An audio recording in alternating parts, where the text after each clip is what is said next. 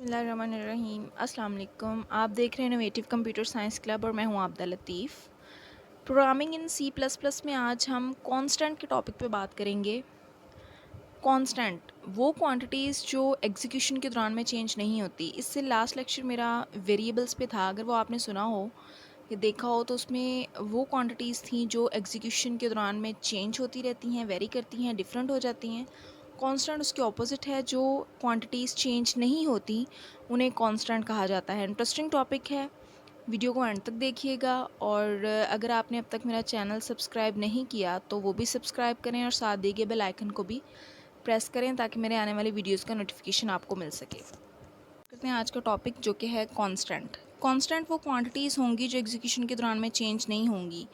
Means कि ये fix होंगी। जैसे कि मैंने वेरिएबल में आपको बताया था कि हम किसी वेरिएबल को कोई वैल्यू इनिशियलाइज़ करवाते हैं, तो अब डिफरेंट प्रोग्राम हम उस प्रोग्राम को सोर्स कोड को सेव कर लेते हैं। ठीक है, हमने एग्जीक्यूशन के दौरान में उस एक वेरिएबल को 10 वैल्यू दी। लाइक किसी सब्जेक्ट में मार्क्स है तो हम उसे 10 दे देते हैं। नेक्स्ट यूज़र या प्रोग्रामर जब आएगा वो उस प्रोग्राम को एग्जीक्यूट करेगा तो उसको अपने अकॉर्डिंगली 20 मार्क्स दे देगा। नेक्स्ट जो आएगा वो 30 दे देगा। तो इस तरह जो वेरिएबल हैं वो ड्यूरिंग एग्जीक्यूशन चेंज हो रही है उनकी वैल्यू, जबकि जो कांस्टेंट हैं वो फिक्स रहेंगे, इनकी वैल्यू एग्जीक्यूशन के दौरान में चेंज नहीं होगी। ठीक है, अब कांस्टेंट की दो टाइप्स हैं, literal constant and symbolic constant. Literal constant के आगे फर्दर 4 टाइप्स हैं, integer constant, floating point constant, character constant and string constant. Integer में जैसे मैंने आपको डाटा टाइप्स के लेक्चर में बताया था कि ये होल वैल्यूज़ होती हैं without fractional point. Floating point में फ्रैक्शन आ जाता है, पॉइंट यानी कि इशारे वाली वैल्यूज़ आ जाती हैं। करैक्टर जैसे कि ABCD, और करैक्टर को हमेशा सिंगल कोटेशन मार्क्स में लिखा जाता है। जबकि स्ट्रिंग कहते हैं कलेक्शन ऑफ करैक्टर्स। जब एक या एक से ज़्यादा करैक्टर्स आपस में मिल जाएं तो वो स्ट्रिंग कहलाता है।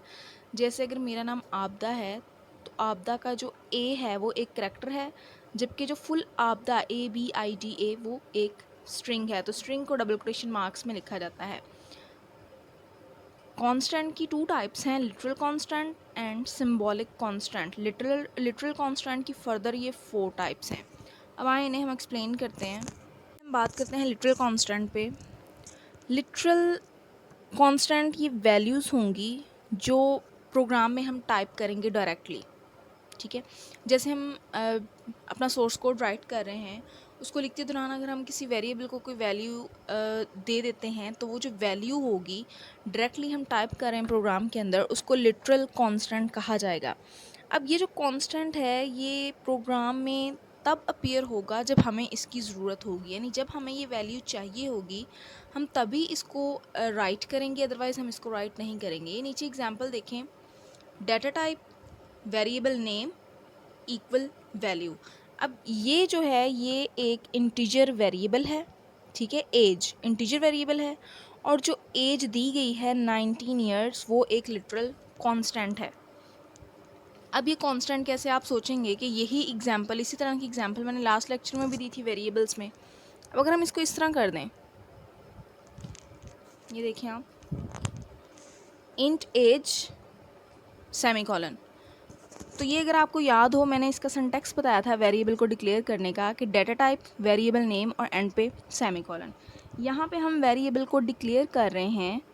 अब जो प्रोग्रामर यहाँ पे आएगा इसको एग्जीक्यूट करेगा प्रोग्राम को, वो अपनी मर्ज़ी के मुताबिक एज देता जाएगा। यानी अगर फ़र्ज़ करें मैं इसको एग्जीक्यूट करवा रही हूँ तो मैं 19 ईयर्स दे देती हूँ, कोई और आएगा वो 20 दे देगा, नेक्स्ट जो आएगा वो 21 दे देगा, 22, इस तरह एज डिफरेंट देता जाएगा। तो ये इस टाइम में ये क्या बन रहा है, वेरिएबल बन रहा है, क्योंकि इसकी वैल्यू ड्यूरिंग एग्जीक्यूशन चेंज हो रही है। लेकिन हम चूँकि बात कर रहे हैं कांस्टेंट की, तो कांस्टेंट वो वैल्यू जो चेंज नहीं होगी। अब इस सोर्स कोड को हम सेव कर लेते हैं। अब जितने भी प्रोग्रामर्स आएंगे वो इसको इसी एज के साथ एग्जीक्यूट करेंगे, वो डिफरेंट एज नहीं देंगे। तो चूँकि ये चेंज नहीं हो रही, सेम है, इसलिए इसको कांस्टेंट कहा जा रहा है। ये वेरिएबल है, कौन सा, इंटीजर टाइप का, और ये इसका लिटरल कांस्टेंट है। लिटरल यानी कि न्यूमेरिक वैल्यू जो चेंज नहीं हो रही during program execution. Literal constant की फर्दर 4 सब टाइप्स थी। उसमें हम सबसे पहले इंटीजर कांस्टेंट पे बात करते हैं। इंटीजर वो वैल्यूज़ जो होल वैल्यूज़ होंगी विदाउट फ्रैक्शन या विदाउट डेसिमल पॉइंट। डेसिमल यानी इसमें पॉइंट नहीं आएगा, होल वैल्यूज़ होंगी। अब ये पॉजिटिव और नेगेटिव दोनों वैल्यूज़ हो सकती हैं। वो वैल्यूज़ जिनके साथ माइनस का साइन यूज़ किया जाएगा वो नेगेटिव इंटीजर कांस्टेंट होंगे, और वो जिनके साथ कोई साइन नहीं होगा वो पॉजिटिव इंटीजर कांस्टेंट होंगे। तो बाय डिफ़ॉल्ट जो है वो कोई साइन नहीं होता, इसलिए उसे अनसाइंड इंटीजर कांस्टेंट भी कहा जाता है। इसकी एग्जांपल देख लें कि 87। अब देखें 87 होल वैल्यू, इसमें कहीं पॉइंट नहीं है, यानी 8.7 नहीं है ये, ठीक है। इस तरह 45 है, ये दोनों पॉजिटिव इंटीजर कांस्टेंट हैं। और अगर हम इसको देखें तो ये नेगेटिव इंटीजर कांस्टेंट है, ठीक है। अब अगर कांस्टेंट के साथ, इंटीजर कांस्टेंट के साथ ये आप देखें एल यूज़ किया गया हो, इधर भी एल और इधर भी, ये देखें तो एल का मतलब है लॉन्ग इंटीजर। अब ये लॉन्ग इंटीजर क्या है, मैंने एक दिन पहले, ठीक है, यानी कल मैंने वेरिएबल पे लेक्चर दिया था और उससे पहले मैंने आपको डाटा टाइप्स पे एक लेक्चर दिया था। अगर आप उस लेक्चर को सुन लेंगे, देख लेंगे, तो आपको ये समझ आ जाएगा, ठीक है। लॉन्ग जो था वो इंटीजर के आगे, इंटीजर डाटा टाइप की जो है वो सब टाइप थी। तो इंटीजर कांस्टेंट न्यूमेरिक वैल्यूज़ होती हैं विदाउट फ्रैक्शन और डेसिमल पॉइंट, ठीक है। जैसे कि ये आप देख लें, ये पॉजिटिव भी हो सकती हैं और नेगेटिव भी हो सकती हैं, और अगर इनके साथ एल का यूज़ किया जाएगा तो ये लॉन्ग इंटीजर कांस्टेंट कहलाएगा। इंटीजर कांस्टेंट की नेक्स्ट टाइप है फ्लोटिंग पॉइंट कांस्टेंट। फ्लोट यानी वो न्यूमेरिक वैल्यूज़ जिसमें फ्रैक्शन होगी, जिसमें डेसिमल पॉइंट होगा, यानी इशारे वाली वैल्यूज़ आ जाएंगी जिसमें। ये भी पॉजिटिव और नेगेटिव दोनों में कंसीडर की जाएंगी। Minus sign negative floating point number को इंडिकेट करेगा, अगर कोई साइन नहीं होगा तो वो पॉजिटिव को इंडिकेट करेगा। अब इसमें होगा क्या कि अगर आप ये एग्जांपल देखें 50.75 और साथ में एफ़ लिखा गया है। ये एफ़ आप कैपिटल भी लिख सकते हैं, स्मॉल में भी लिख सकते हैं, दोनों में लिख सकते हैं। इसमें भी 10.22 एफ़ लिखा गया है। जब आप इन वैल्यूज़ के साथ एफ़ लिखेंगे तो ये फ्लोटिंग पॉइंट कांस्टेंट कंसीडर किए जाएंगे। अगर आप इन वैल्यूज़ के साथ f को लिखेंगे तो ये फ्लोटिंग पॉइंट कांस्टेंट होंगे। अगर आप f नहीं लगाएंगे, जैसे मैंने ये एग्जांपल दी 50.75 या 10.22, इन्हीं एग्जांपल्स को मैंने दोबारा लिख दिया, लेकिन साथ में f नहीं लिखा। अगर आप f नहीं लिखेंगे तो वो double floating point constant consider किया जाएगा। अब ये डबल क्या है, अगेन मैं बताऊंगी कि डाटा टाइप्स का टॉपिक था, उसमें ये मैंने एक्सप्लेन किया है कि ये डबल क्या चीज़ है, ठीक है। इसी तरह अगर आप इशारे वाली वैल्यू के साथ एल लगा देंगे तो वो लॉन्ग डबल को इंडिकेट करेगा। तो फ्लोटिंग पॉइंट कांस्टेंट वो वैल्यूज़, वो न्यूमेरिक वैल्यूज़ जिनमें फ्रैक्शन होगी, जिसमें डेसिमल पॉइंट होगा, इशारे वाली वैल्यूज़ होंगी, उनके साथ एफ़ लिखा गया होगा तो वो फ्लोटिंग पॉइंट होंगी। अगर इस एफ़ को ख़त्म कर दें, एफ़ नहीं लिखा होगा तो वो डबल होगी, और अगर इसके साथ एल लगाया गया होगा तो वो long double floating point constant होगा। लिटरल कांस्टेंट की नेक्स्ट जो सब टाइप थी वो थी करैक्टर कांस्टेंट। करैक्टर कांस्टेंट वो ऐसे कांस्टेंट जिन्हें हम सिंगल कोटेशन मार्क्स में लिखेंगे। अब करैक्टर में क्या चीज़ आ सकती है, तमाम अल्फ़ाबेट्स आ सकते हैं हमारे A to Z, डिजिट आ सकते हैं 0 to 9, और स्पेशल सिंबल्स आ सकते हैं जैसे कि question mark, dollar sign, hash sign, या कोई भी पंक्चुएशन मार्क, इस तरह। तो करैक्टर कांस्टेंट ऐसे कांस्टेंट जिन्हें सिंगल कोटेशन मार्क्स में लिखा जाता है। इसमें अल्फ़ाबेट्स भी आ सकते हैं, डिजिट्स भी आ सकते हैं, और स्पेशल सिंबल्स भी आ सकते हैं। इसकी एग्जांपल अगर आप देखें तो ये देखें, ये एक करैक्टर है, सिंगल करैक्टर A, तो ये क्या है, एक अल्फ़ाबेट है, कैपिटल अल्फ़ाबेट, और इसे हमने सिंगल कोटेशन मार्क्स में लिखा है क्योंकि करैक्टर को हमेशा सिंगल कोटेशन मार्क्स में लिखा जाता है, तो ये सिंगल में लिख दिया। इस तरह ये एन देखें, ये भी एक करैक्टर है लेकिन ये स्मॉल में है, इसको भी सिंगल में लिख दिया। एन 9 क्या है, ये एक डिजिट है, इसको भी सिंगल में लिख दिया, सिंगल कोटेशन मार्क्स में लिख दिया। इसी तरह इक्वल का साइन है और साथ हमने डॉलर का साइन लिख दिया। तो ये बेसिकली क्या है, करैक्टर कांस्टेंट हैं, और करैक्टर कांस्टेंट को हमेशा सिंगल कोटेशन मार्क्स में राइट किया जाता है। लास्ट टाइप लिटरल कांस्टेंट की वो थी स्ट्रिंग कांस्टेंट। स्ट्रिंग कहा जाता है collection of characters. Collection of character जब सेट ऑफ करैक्टर्स, एक से ज़्यादा करैक्टर्स जब आपस में मिलते हैं तो उन्हें स्ट्रिंग कहा जाता है, और स्ट्रिंग कांस्टेंट को हमेशा डबल कोटेशन मार्क्स में राइट किया जाता है।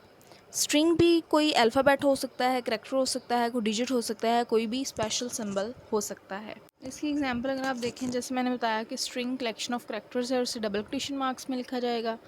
तो ये कलेक्शन ऑफ करैक्टर्स है। पी एक करैक्टर है, ए एक करैक्टर है, के एक करैक्टर है। इस तरह ये करैक्टर्स मिलके एक स्ट्रिंग क्रिएट कर रहे हैं और स्ट्रिंग को डबल कोटेशन मार्क्स में राइट किया जाएगा। स्ट्रिंग भी अल्फ़ाबेट हो सकती है, जैसे ये सारे अल्फ़ाबेट हैं। ये कोई डिजिट भी हो सकता है, जैसे 123 लिखा है मैंने, तो इसको भी डबल कोटेशन मार्क्स में लिख दिया है। ये डिजिट एक डिजिट नहीं है, 3 डिजिट हैं, ठीक है, इसलिए इसको स्ट्रिंग कहा जा रहा है। इस तरह अगर आप ये देखिए 99 मॉल रोड लाहौर लिखा है मैंने, इसमें डिजिट भी आ रहा है, इसमें अल्फ़ाबेट भी आ रहे हैं और इसमें ये कुछ साइन भी आ रहे हैं, ठीक है, और इसको भी डबल कोटेशन मार्क्स में लिखा है।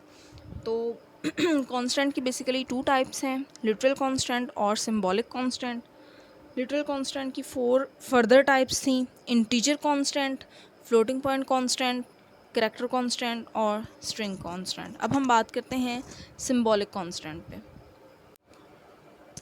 सिंबॉलिक कांस्टेंट एक नेम होगा जो हम किसी वैल्यू को देंगे और वो चेंज नहीं होगा, क्योंकि हम कांस्टेंट पे बात कर रहे हैं, ठीक है।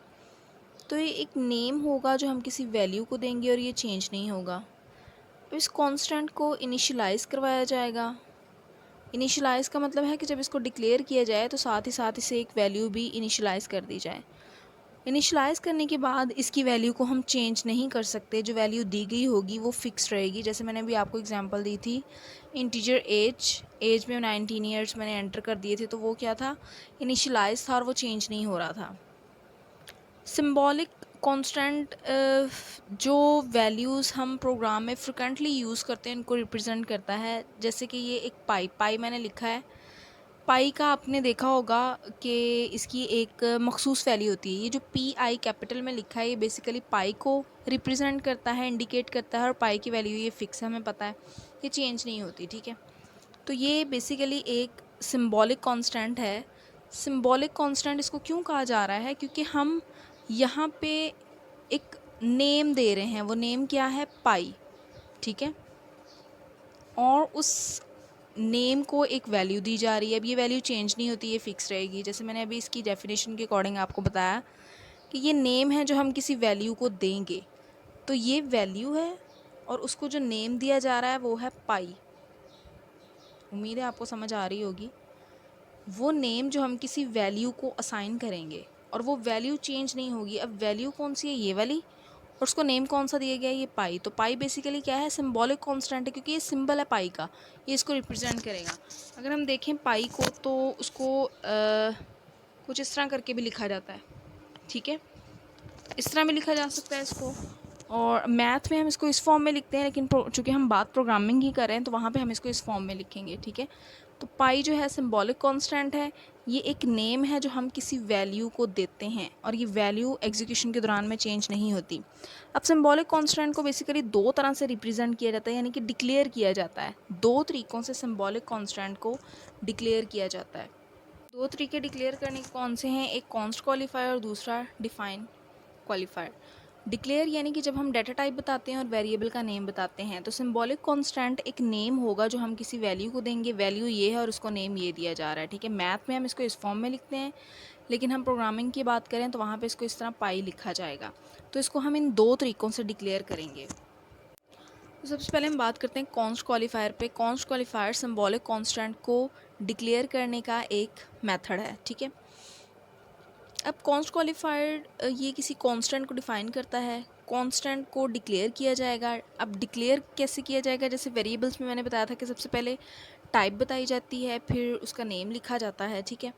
तो इसको डिक्लेयर किया जाएगा उसकी टाइप के साथ, उसके नेम के साथ, फिर उसके बाद उसको इनिशियलाइज़ करवाई जाएगी कुछ वैल्यू, कोई ना कोई वैल्यू उसको लाजमी दी जाएगी ताकि गार्बेज वैल्यू वहाँ से ख़त्म हो जाए, और जो वैल्यू हम इसको साइन करेंगे वो एग्जीक्यूशन के दौरान में चेंज नहीं होगी। इसका सिंटैक्स देखें, सिंटैक्स रूल होता है किसी भी चीज़ को लिखने का जिसे हम चेंज नहीं कर सकते।